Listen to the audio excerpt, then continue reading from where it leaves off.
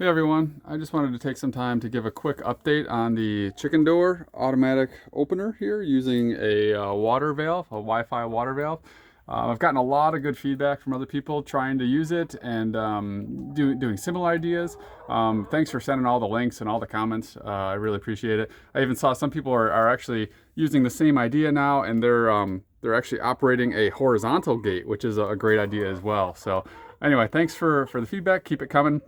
I did want to share just a quick update and show you what I have changed on it. So basically, it's been going over 9 months now, and here we are in Ohio in the dead of winter. It's beginning of January, and I've had zero issues with this. It's been awesome. The only thing that's ever happened is it lost Wi-Fi signal one time when my router rebooted after a power outage, but I just let it sit, and it reconnected later that day. So anyway, overall, really positive. I love being able to operate this from anywhere in the world.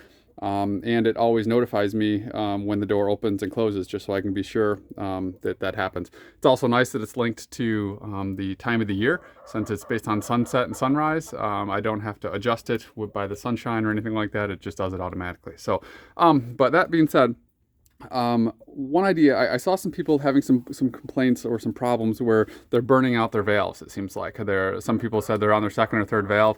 But my only idea there is maybe you're overstressing the valve.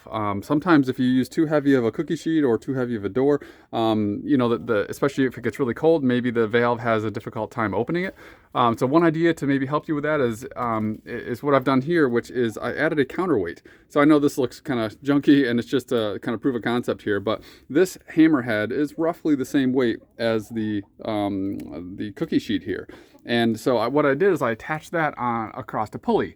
So it's acting in the opposite direction as the weight of the door. So here, let me just go ahead and show you. When it's closed, you can see that the hammer rising and the door closing.